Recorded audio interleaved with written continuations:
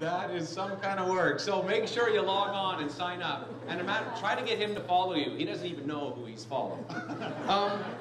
Talk about it, and as Donna's here, we were curious, what's the logistics of getting traded? When you got traded from New York to LA, what happens? Well, first of all, I know nobody feels sorry for an athlete, and I'm not trying to get that from anybody, but it's brutal. It turns your world upside down. I think to a certain degree it's unfair, because I think most people are like Steve Yzerman. We all grew up hoping that we're going to be on one team our entire careers and win Stanley Cups and everything's good, but that's just not the reality of it. So in our world, it was brutal. Donna was about 9 months pregnant with our second, Megan, and we were playing at home that night. I was with the Islanders, of course, and we're playing Detroit at home, and I'm having my pregame nap, and Donna wakes me up during the nap, and she says, hey, I think this is serious, you have to get up. Our lawyer called us and said you're getting traded. So I was like, okay, so I get up and I call him, and he had, from a really good source, said, yeah, that's probably going to happen.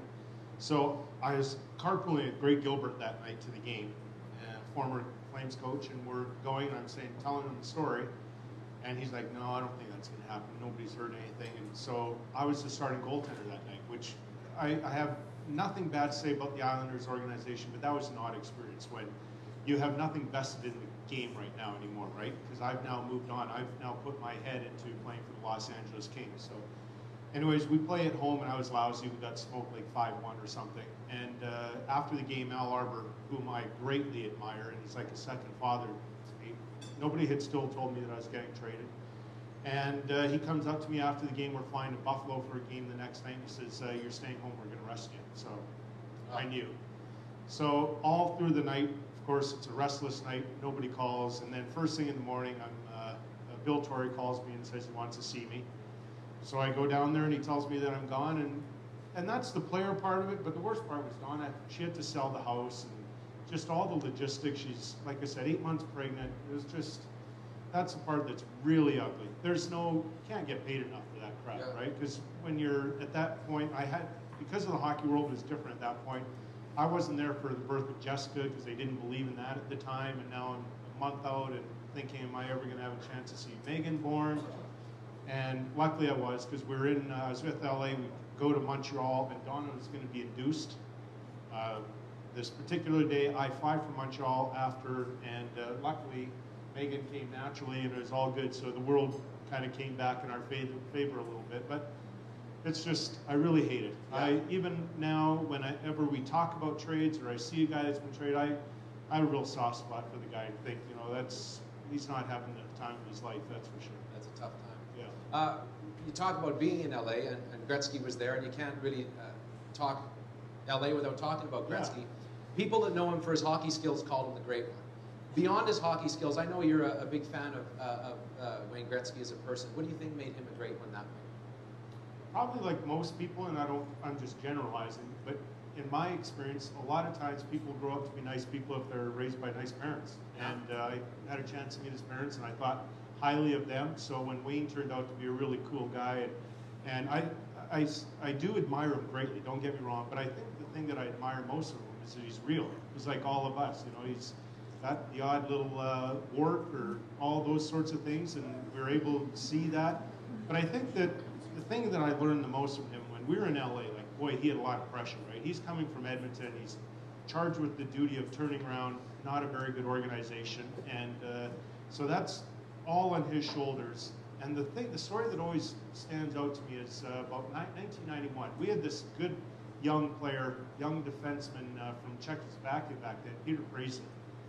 And Peter, like most players, doesn't like to get hit, but in his case, unfortunately, Peter, I don't know if you're watching this, but I apologize, but you'll understand when I finish the story, but whenever it looked like he was going to get hit, he'd throw the puck away. So after about 10 games of doing this, of course, near the end of one game, the other team intercepts the puck, they score on me, and I'm not mad at me, I'm mad at Peter Preza. So after the game, Wayne and I are in the shower together. And who hasn't? Cheap joke, of course, right?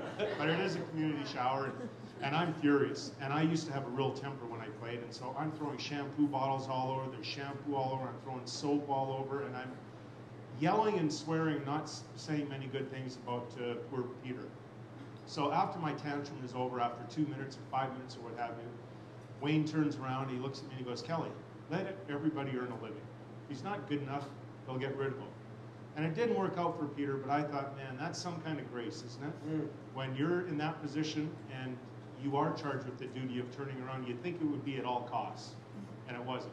So, isn't that great? Yeah, it was great. And you talk, and I know you often go out and give talks on leadership, and Gretzky's somebody you talk about as having leadership, and you talk about Al Arbor and all these people.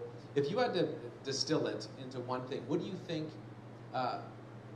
you need to learn to be a great leader? Wow, so many things.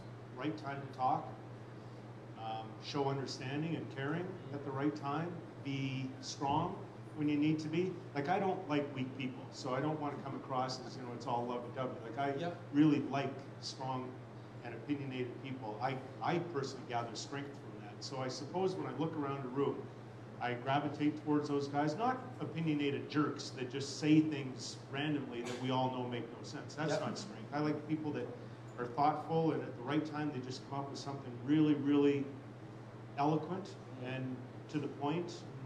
That really resonates with me. Imagine me trying to be eloquent and to the point. Oh. We're going to do something now, Kelly, that you've done on the show with me before on Breakfast Television. I call it Rapid Fire Success Quiz. And it's interesting to do these because the answers change. So even though we've done these before. And if you haven't seen these before, Kelly's going to answer these as fast as he can. Just one word? One word or a sentence if you need it, but it should just be a word. You should only need a word. We're going to do this, and then we're going to bring out our next guest, and then we're going to talk. We'll talk more with you. Is it harder to get on top or stay on top? Stay, for sure.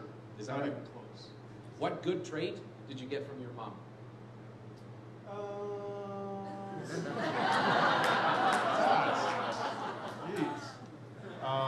So many. How do you start? Loving family. Loving family. What good trait did you get from your dad? Patience. What keeps people, in your opinion, from being successful? Fear. What is the difference between good and great?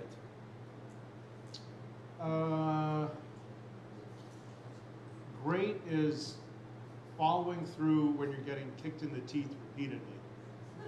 Fair enough. Who hasn't had that happen? Yeah.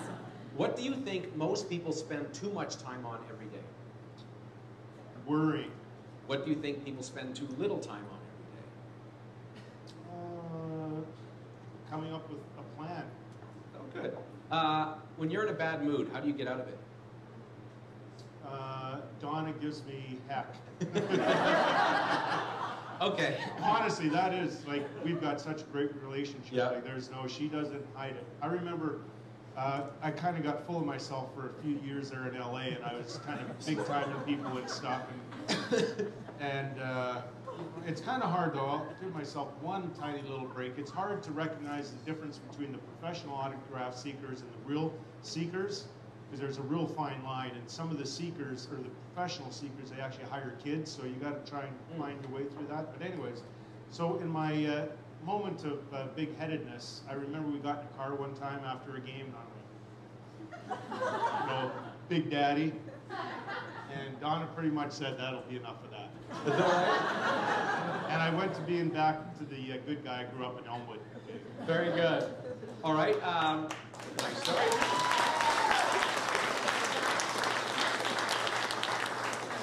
Okay, you're back now playing as a forward in the NHL. You're in a shootout against Kiprusoff. Where are you putting the puck? High glove. You're in a shootout against Kelly Hrudey. Where are you putting the puck? 5-hole. What place the Flames finished this season? Between 5th and 10th. All right, we'll look at that. As a pro hockey player and Hockey Night in Canada analyst, you spend a lot of time in hotels. What is the essential items you always travel with? I'm in Toronto all the time now, so I keep my bags there. Oh, smart. Travel now, a computer. All right, and how do you get a good sleep in a hotel bed? I have no problem with that. You're looking at my medicine. Thanks once again to Big Rock, I think. And our final two questions. What good trait do you hope your daughters get from you?